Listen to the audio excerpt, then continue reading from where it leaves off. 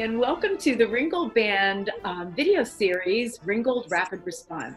My name is Cindy Miller-Ungst, and I'm past president of the band.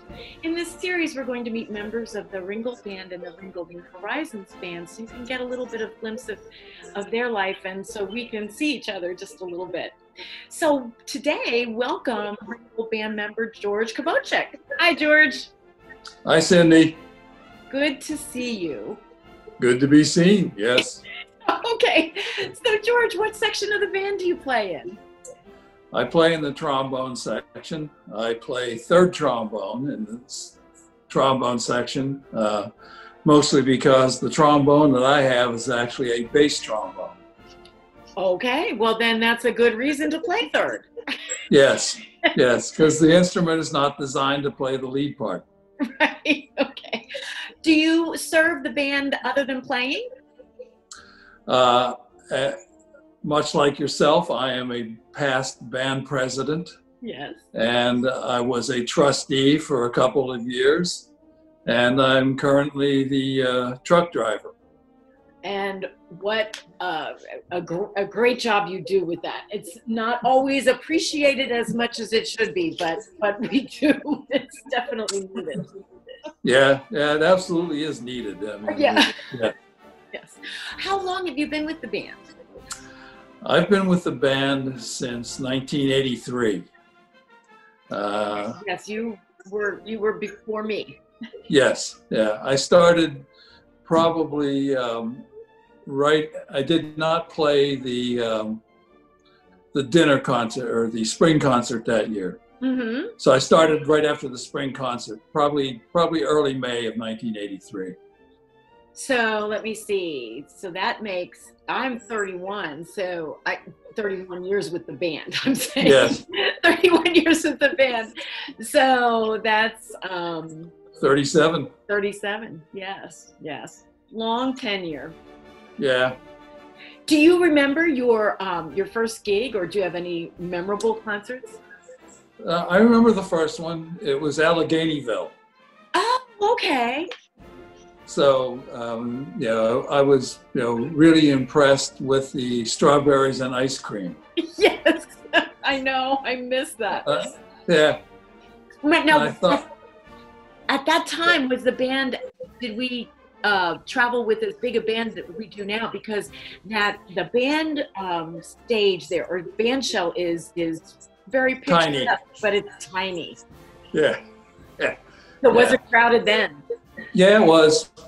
Yeah, it was pretty crowded.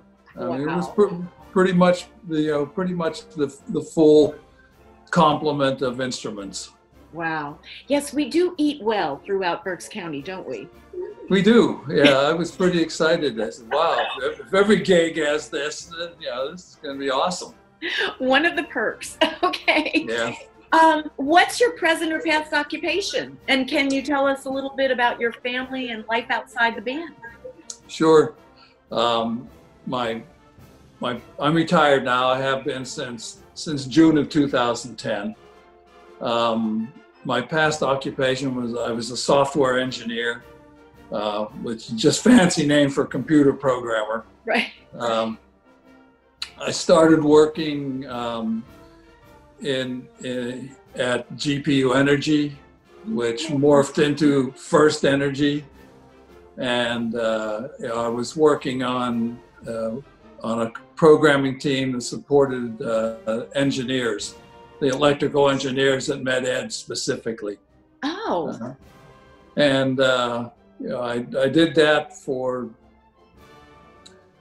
almost 30 years until I got downsized out of GPU Energy right before First Energy bought them. Oh, okay. They went through a giant downsizing of employees, both at Med-Ed and GPU, which was really a service corporation. The GPU had the IT department, the programmers and human resources and things that that would be global to the organization. Uh-huh. It included, I mean, at the time, there were 3 electric utilities under the GPU umbrella. There was Metropolitan Edison here in Reading. Pennsylvania Electric Company out of Johnstown, PA, and Jersey Central Power and Light in Morristown, New Jersey. Oh, okay. So Then, what about your family? well, my wife is a retired teacher. She retired in 2012. She was the math department chairman at Exeter Senior High School. She taught there for 30 plus years. I have two children. My son will be 39 in about a week, and my daughter will be 43 in August. And they're both married. My son and his wife Jackie live in Kennett Square, or live in Avondale, just south of Kennett Square, Yes, I know. Pennsylvania. Yes. And he's a computer engineer. All of his engineering courses were electrical engineering. But he works for a company called SafeNet. They do the computer security stuff, the kind of stuff where they're doing the retinal scan and the palm print. So they design, they physically design and build the equipment that does that, and he's responsible for actually programming the microchips in the in the stuff. Yeah. And his wife is an elementary school teacher at a private school, like the Hill School, Right. in Boston. Only it's called Tatnall, and it's in Greenville, Delaware. Oh, okay. And I guess its big claim to fame is Vice President Biden's house is right across the street from. So it's in a pretty upscale neighborhood. I would, yes.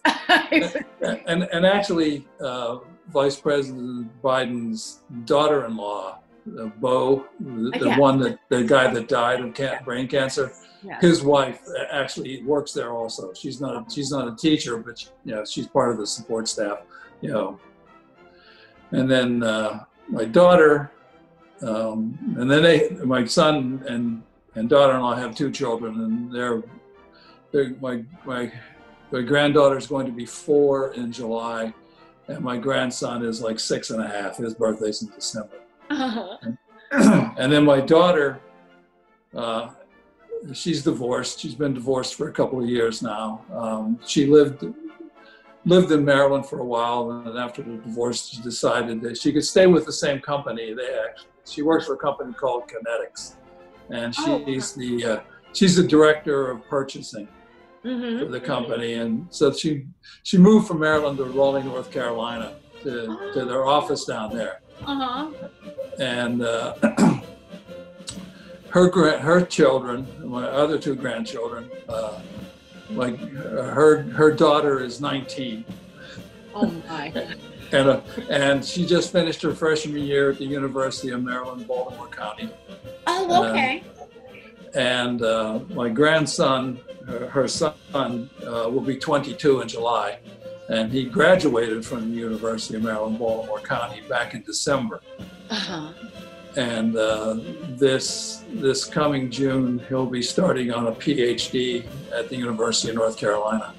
Oh, that's exciting! But my goodness, I guess so. Your contact with them is all virtual during. Oh yeah, it's all virtual. We actually did a virtual with both kids and their families. We did a virtual Easter dinner. That was kind of cool. Well, good. I mean, we all have to be creative in this, and that's we miss so much being together. So when the band does get back together, hopefully sooner than later, do you have a favorite song that you're anxious to play? I really like the Bernstein 3 dances from On the Town. Oh, that we did last year. Yeah, last year at the spring concert. Yeah, I really like that. One it's really hard. It was. Yeah. It was quite challenging, but it. Yes. But yeah, I thought rewarding to play and beautiful. It is. When it comes together, it's stunning. Yes. That's for the whole band, not just not just the brass or the trombones, but right. And that second movement, the second dance is just it really is. So, is there anything that you want our fans to know about the Ringgold Band? I think I'd like the fans to know how much work goes into the performances. I mean, they get to see us for 2 hours or maybe even 3 hours, and I'm sure they do not fully appreciate the weeks of rehearsals that go into those, the summer programs, and the dedication by every member of the band, in every section.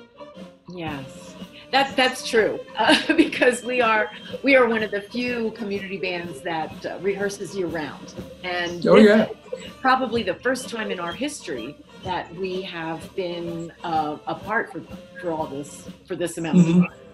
So, well, George, thank you so much for taking time to talk to us. And this is the Ringgold Rapid Response Series. This is Cindy Miller-Unks with George Kubovcik, signing off until next time. Bye. Thanks, George. See you, Cindy. Bye.